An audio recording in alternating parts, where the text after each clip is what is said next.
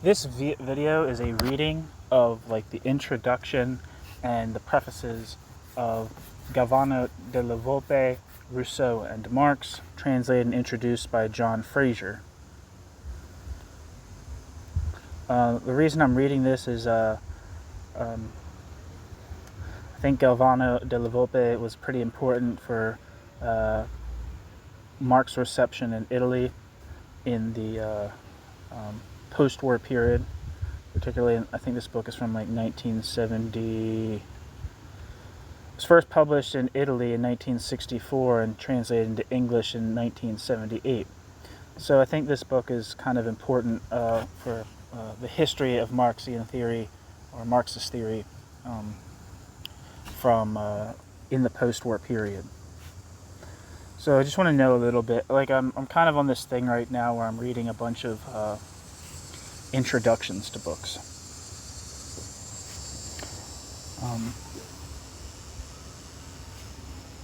To have a broader scope of awareness. So here we go. The contents of this book are, after the introduction, Chapter 1, Critique of Rousseau's Abstract Man. I guess these are essays. 2, The Problem of Egalitarian Liberty and the Development of Modern Democracy, or The Living Rousseau. 3, Socialism and Freedom from 1956. 4, Clarifications from 1961. And the sections of clarifications are Rousseau and Hegel, Liberalism and or Democracy.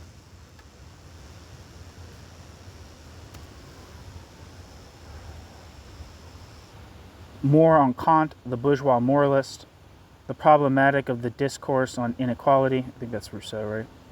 And its present importance, systematic recapitulation. And appendices, more on socialist legality from 1964, Montesquieu's and Voltaire's humanitarianism and Rousseau's, published in 1962, The Marxist Critique of Rousseau, 1963, We and the Constitution, 1962. And then part 6 of the book, which is titled For a Materialist Methodology of Economics and of the Moral Disciplines in General, on Marx's methodological writings from 1843 to 1859. And the first chapter is the posthumously published philosophical works of 1843 and 1844, published in 1955. Chapter 2, The Poverty of Philosophy, 1847, published in 1956. These are also essays. Chapter 3, The Introduction, 1857, and the Preface, 1859, to the Critique of Political Economy. And that was published in 1957. So first we're going to start with the translator's introduction. Galvano della Volpe lived from 1895 to 1968 and was the most influential and original post-war Italian Marxist philosopher, though his work is still largely unknown in the English-speaking world. The essays which make up Rousseau and Marx have their origins in the 1940s, a period in which della Volpe moved rapidly from a Rousseauian to a Marxist position.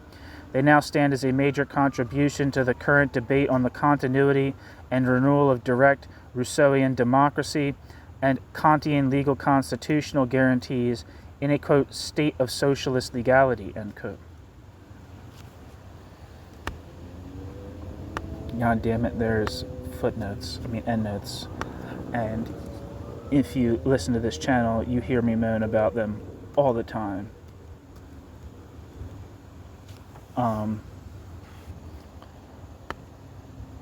So let's see. Got to the footnotes. What's it have to say?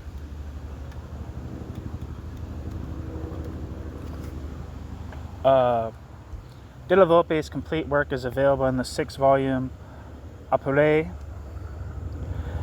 C2, my book, Introduction to the Thought of Galvano della Volpe. Della Volpe's theory of the state is discussed in Danilo Zolo. Some books in Italian.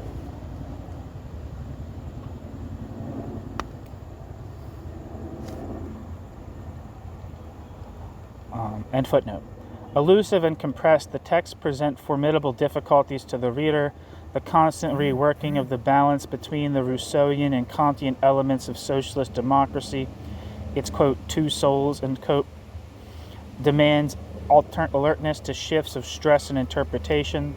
While della Volpe regarded himself as consistently faithful to the heritage and political philosophy of Lenin and to Marx's critique of the liberal representative state, della Volpe was alive to the contemporary implications of his discussion and its changing emphases.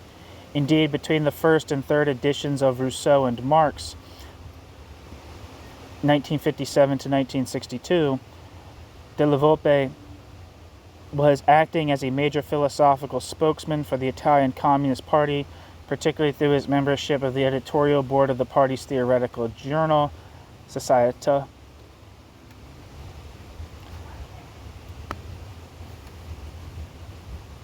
Footnote. See Lucio Coletti's A Political and Philosophical Interview, published with New Left Review in 1974.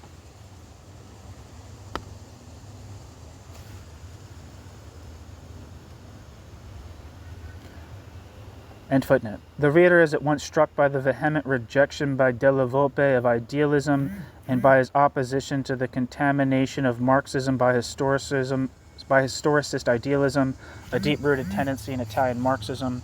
That's probably reference to, and my guess is a reference to Gramsci and his influence and the influence of like Rousseau and people like that on him. I'm not sure. The revival of idealist philosophy at the end of the last century had left a deep imprint on Italian Marxist theory. The Southern Hegelians' critique of the imperfect national unity achieved by the Risorgimento gave Italian Hegelianism an explicitly political orientation. However, in the next generation, Gentile's, quote, activist, end quote, philosophy associated idealism with fascism, and Croce's, quote, absolute historicism, end quote, allowed his liberal opposition to fascism to become an impotent detachment from politics. In della Volpe, this seemingly divided political tradition in Italian idealism rested, in the last resort, on the unity of idealism's philosophical, cultural, and bourgeois universe. The exclusion of communists from the government in 1947 had made discussion of the nature of the bourgeois democratic state immediately relevant to the political strategy of the party in the light of Togliatti's decision to continue to accept the constitutional road for achieving power. The discussion became more intense in the years following the death of Stalin, when the party faced a challenge to its virtual monopoly in determining the political loyalties of the Marxist, quote, schools, end quote, which existed and flourished in the post-war years within its sphere of influence. The proliferation of groups of militants and intellectuals outside the party in the 1960s further concentrated attention on the political implications of Marxist studies of the state.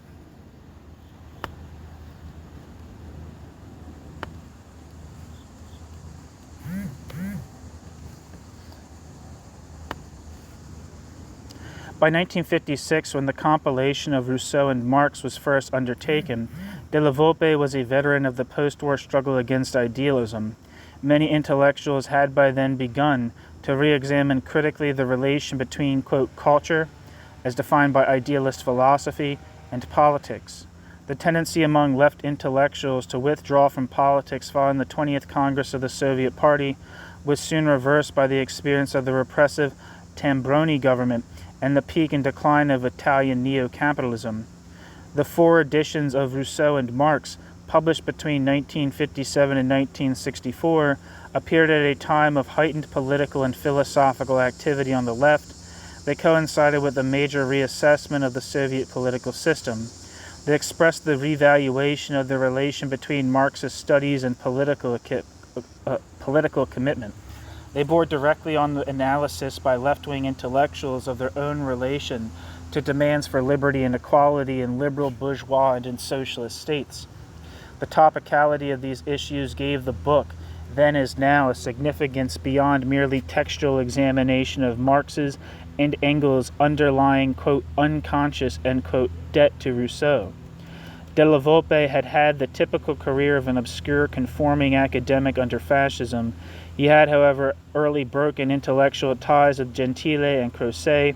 He had also criticized the Hegelian dialectic as a theological degenerate form of Kant's problematic. His major work in the 1930s was a study of Hume, and his Marxism in 1944 to 46 was reached by way of the Rousseau of the Discourse on Inequality. His is a long and individual search for a rational materialism consonant both with the concrete empirical world of activity, human labor, and with modern scientific logic. This made him a unique as well as an isolated and virtually unknown figure among post-war party intellectuals. He attempted using textual rather than sociological or historical analyses to expound the system of Marxism and its kinship with modern scientific and philosophical logic. Thus, the ethics and politics form part of a methodological unity provided by Marx's discovery of a scientific basis for the moral disciplines. This concentration on science, on textual analysis, and in the book Rousseau and Marx, the relation between Enlightenment rationalism and the experience of the proletarian state, clearly distinguished Della Volpe's problematic from that of Gramsci. Della Volpe, in short, rejects the historicist tradition in Italian Marxist thought, while not denying Marx a scientific theory of history. Della Volpe was also opposed to the anti-Leninist stance of revisionist theorists such as Rodolfo Mandolfo. It's a hell of a name.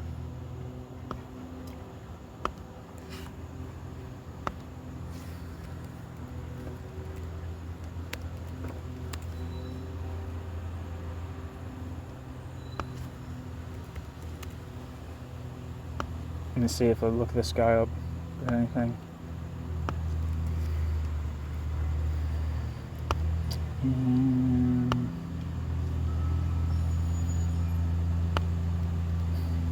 Damn, this guy lived to be 100 years old.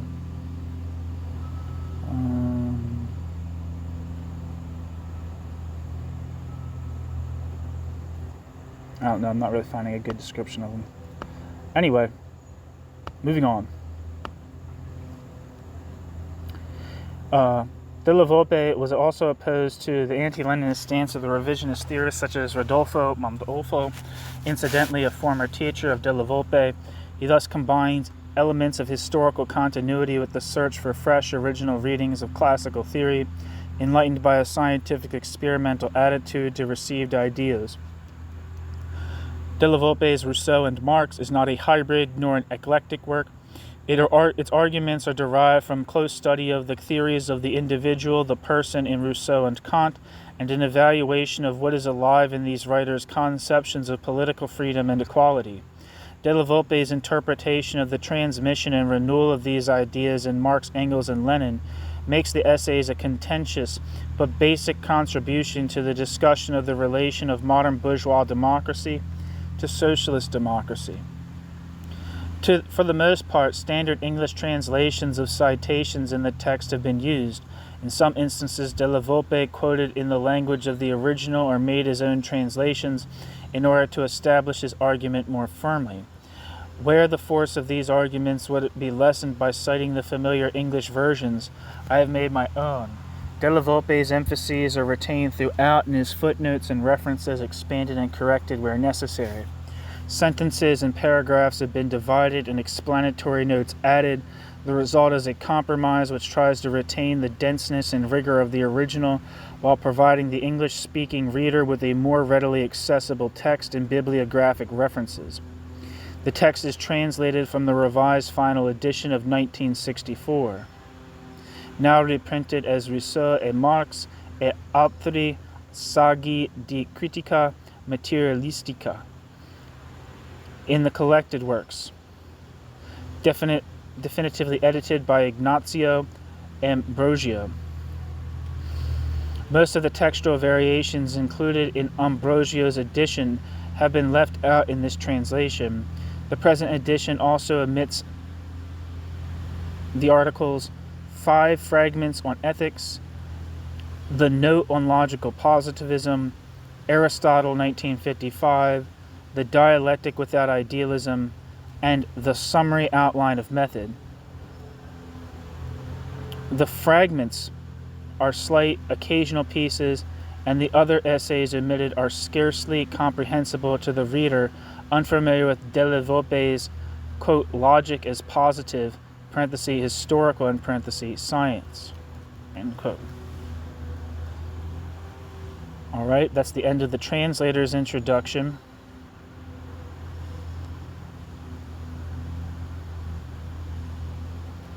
And the book is dedicated to the students of the Istituto Gramsci.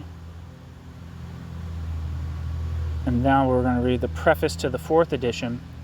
The novelty of this 4th edition lies in the 4 appendices added to the essay whose title is that of the book, and in some more than merely formal revisions made primarily to that essay. To start with the latter, we draw attention for the convenience of the reader to the following pages. These revisions are incorporated in the forthcoming French edition by Maspero of Paris, as they are intended to perfect the method of historical dialectical analysis pursued by the author, here chiefly applied to problems of political philosophy.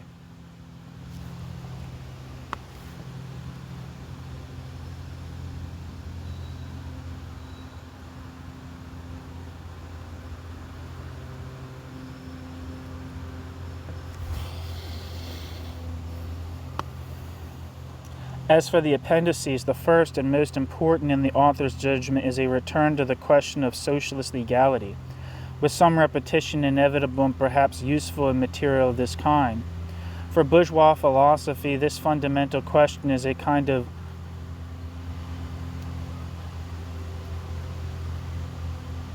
lucus a non lucendi, notwithstanding the unconventional demand made, for instance, by Norberto Bobbio, quote, that one should begin to understand law no longer as a bourgeois phenomenon, but as a system of technical norms which can be employed as much by proletarians as by bourgeois to pursue certain aims common to them both, insofar as both are social beings, end quote. Norberto Bobbio. I don't know if I'm saying that right. The question is thus of little interest to Marxists, at least judging by recent, otherwise valuable studies of materialist political philosophy. Perhaps for the reason that, indeed, the subject is not to be found among the, quote, topics of classical Marxism.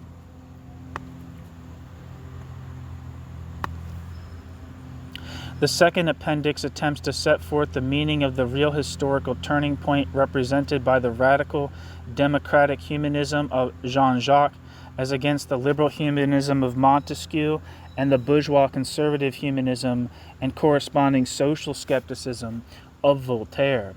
The third is intended to fix the position, without preconceptions, of the, quote, fate of Rousseau at the hands of the founders of scientific socialism and those who continue their work in the Soviet Union. The fourth, with a scientific examination of the present Italian constitution, attempts to draw the practical conclusions which concern democratic communists.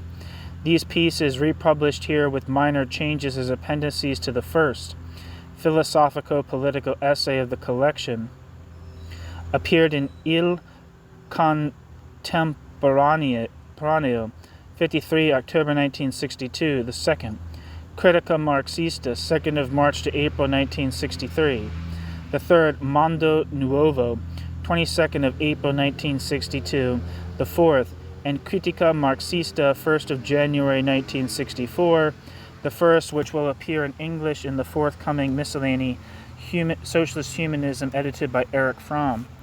That book is on here, so I probably have a piece by Galvano della Volpe on this channel already that I forgot about. Anyway, signed Galvano della Volpe, Messina, the University, 10th of January 1964. Now we have a note to the reader from 1961. The essay, which gives its title to the volume and has especially earned it some success, has been extensively reworked, and this, its third edition, replaces also the German version of the first edition. In the Deutsche Zeitschrift für Philosophie, East Berlin, 1961, In the present form of publication of the essay are thus brought together the results of a period of research into political philosophy from 1943 to the present. And see the author's note, which clarifies the first edition. The last but one of the quote clarifications, end quote, which complete the essay is the revised Italian text of an article written by the special number of the review Europe, November to December 1961, dedicated to Rousseau. The other essay, for a materialist methodology of economics and of the moral disciplines in general, with which the above constitutes the main part of the volume, is unchanged, except for the explanatory subtitles now added in brackets to each part. The essay corresponds faithfully to the German version in the Zeitschrift, 1958, signed Galvano della Volpe, Messina, the University, 21st of December, 1961.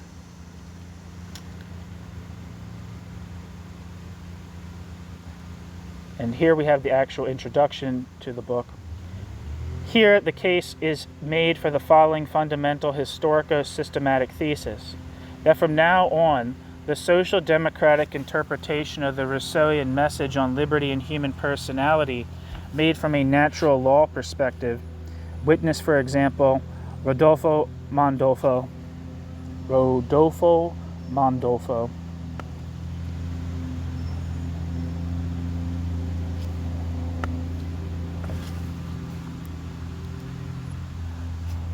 sorry, there's a footnote here.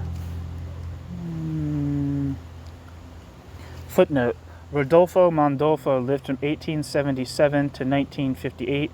That's not what the thing said in the internet. It sounds like he lived longer. I don't know what's true and what's false. Was a reformist socialist, influential as a follower of the idealist interpretation of Marx.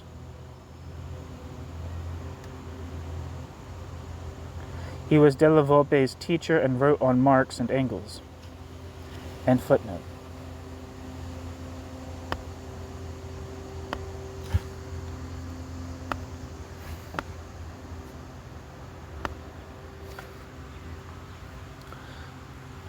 I'm going to repeat the last sentence I read. Here the case is made for the following fundamental historico-systematic thesis, that from now on the socio-democratic interpretation of the Rousseauian message on liberty and human personality made from a natural law perspective, witness, for example, Rodolfo Mondolfo, belongs to the past. There it joins the superficial commonplace view of Rousseau as the utopian philosopher of the, quote, little states, end quote, and the radical petty bourgeoisie, peddler of, quote, cures, end quote, like the leveling of classes so that there will be neither rich nor poor. This Rousseau of the, quote, egalitarians, end quote, in the style of Babeuf, etc., was the only Rousseau, it seems, known to Wyszynski.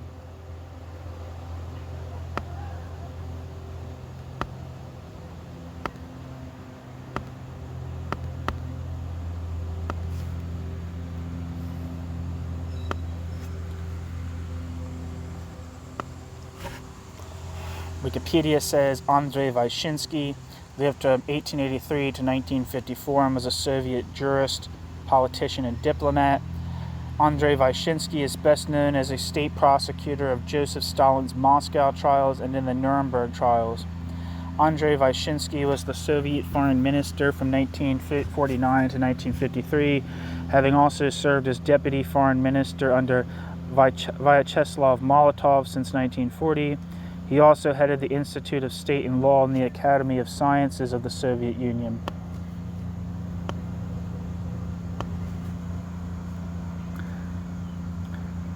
Back to the text. In the social democratic interpretation,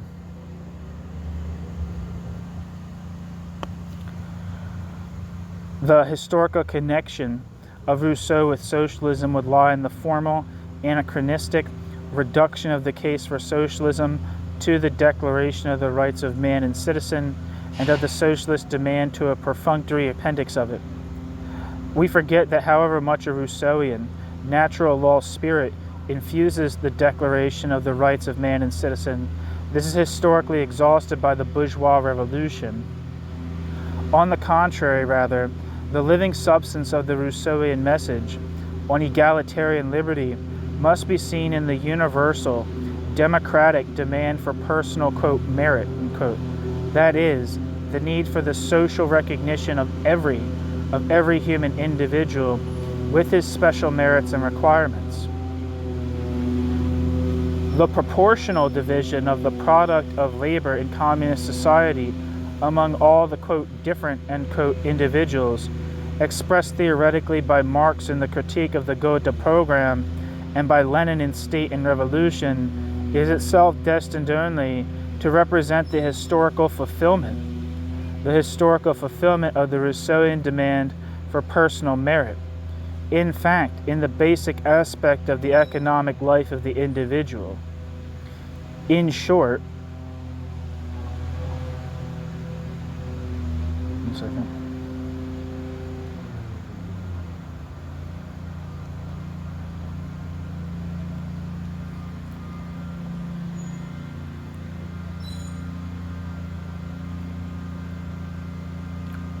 Where the hell am I?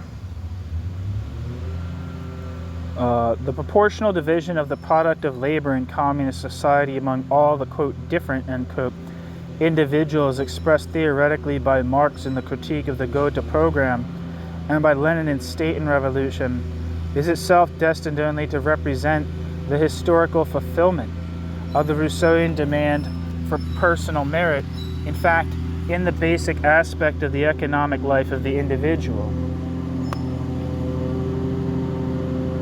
Footnote, i.e. the recognition of personal merit or worth. And footnote. In fact, in the basic aspect of the economic life of the individual. In short, the nature of the historical connection between Rousseau and socialism and of the continuation of the genuine Rousseauian egalitarian problematic in scientific socialism is obvious only in these terms. Thus, not only does the meaning of the relation between democracy and socialism necessarily become clearer, but so too does the whole general question of the complex significance of the term, quote, modern democracy, unquote. The main implication of the basic argument, which are dealt with below, derive from different qualitative, historical, and theoretical scope derived from the different relative historical and theoretical scope of the Discourse on Inequality and The Social Contract, both books by Rousseau, as regards the following problems. A. The modalities and meaning of the renewal of the bourgeois democratic heritage under conditions of democratic socialist legality and the corresponding structure of the socialist state with its democratic centralism. B. The meaning of the, quote, withering away of the state, end quote. And C. The nature of communist society. And that's the end of the introductions and the prefaces and all that good stuff at the beginning of Rousseau and Marx. I don't know how much of this book I'll actually end up reading, but I just wanted to read the introduction. Thank you so much for listening.